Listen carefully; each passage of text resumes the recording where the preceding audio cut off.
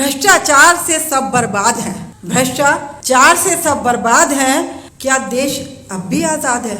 आप लोग क्या सोचते हैं, क्या हम आजाद हैं? इन काले ब्रिटिशर्स से उनके शिकंजे में इस कदर कस गए हैं कि हमें निकलना मुश्किल हो रहा है। मैं एक भारतीय ईसाई हूँ, मैं गर्व से कहती हूँ कि मैं एक भारतीय ईसाई हूँ। धर्म परिवर्तन का जो आरोप हम पर लगाया गया है, यदि हिंदुस्तान में देखा जाए तो ऑलमोस्ट 80% क्रिश्चियन स्कूल हैं, जिसमें 95% हिंदू मुस्लिम सिख ईसाइयों के बच्चे पढ़ते हैं।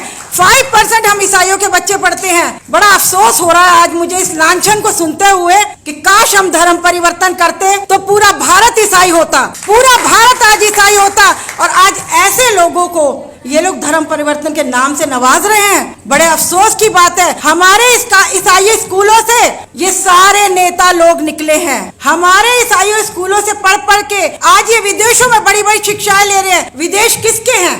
तो साथियों, इस चीज को हमने सोचना है। समानता का अधिकार तो इन्हें पता नहीं है। एक सवाल मेरे दिल में हमेशा कहता है, मैं अपने आप से सवाल करती हूँ कि ये कहते हैं एंटी कन्वर्जन लॉ। संविधान में आर्टिकल 25 हमें कहता है कि हम किसी भी धर्म को मान सकते हैं, हमें बिल्कुल अधिकार है, किसी भी धर्म को मानने का आजादी है पूरी। तो एंटी कन्वर्जन लॉ किस बात का है? दूसरी बात, ये कहते हैं कि हम धर्म परिवर्तन करते हैं, तो इस्कॉन टेम्पल वाले क्या धर्म परिवर्तन नहीं कर रहे? इस्कॉन टेम्पल में हजारों की संख्या में बाहर की महिलाएं पुरुष आते हैं, क्या वो धर्म परिवर्तन नहीं है? ये लोग कहते हैं गाय को सम्मान देते हैं, हम गाय को, नारी का बहुत सम्मान करते हैं। बिल्कुल लेटेस्ट में बात कह रही हूँ, यदि ये नारी का सम्मान कहते हैं तो हमारी प्रेसिडेंट मिसेस द्रौपदी मुर्मू को पार्लियामेंट का उद्घाटन करने के लिए क्यों नहीं बुलाया गया? बड़े अफसोस की बात है, क्योंकि इनके अंदर जातिवाद भरा हुआ है, इनके अंदर ऊंच और नीचता की बातें भरी हुई है। इसलिए हमारी उस बहन को मैं कंडेम करती हूँ इस बात को कि उन्हें क्यों नहीं बुलाया गया, जबकि ये अधिकार सिर्फ उनका था। बिल्किस बानो, आसिफा, आज इनकी जबानें नहीं खुल रही। क्यों नहीं खुल रही? क्योंकि नारी का सम्मान कहते तो हैं, पर कहीं भी नारी का सम्मान नहीं है। किसी भी तरीके से आप देखें तो हर जगह नारी को अपमानित किया जा रहा है और गिराया जा रहा है। ये जो रेसलर बहने साक्षी मलिक, यदि ये नारी का सम्मान करते तो उनकी दुविधा को सुनते। आप ये देखिए किस तरीके का मौसम है। गोदी मीडिया के लिए मैं कहना चाहूंगी, यदि हम पाकिस्तान की बात करें तो हम उग्रवादी, हम पाकिस्तान की बात करें तो हम उग्रवादी। जब इमरान के किस्से चल रहे थे, उधर हमारा मणिपुर जल रहा था, एक भी मीडिया ने मणिपुर का कुछ नहीं दिखाया। पाकिस्तान की बातें करी जा रही हैं, तो क्या इस गोदी मीडिया का कोई इलाज नहीं है? क्या कोई अगली सरकार आएगी तो ये गोदी मीडिया क्या उस सरकार में काम नहीं करेगा?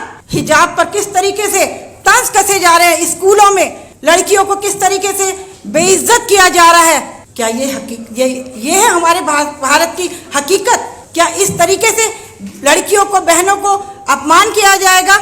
हमें कहते हैं कि हम धर्म परिवर्तन कहते हैं। मैं अभी लेटेस्ट आपको एक इंसिडेंट बता रही हूँ, ये भारत का कानून बता रही हूँ मैं आपको, कि अभी 1 महीना पहले एक प्रार्थना सभा चल रही थी गाजियाबाद में, खोड़ा कॉलोनी में।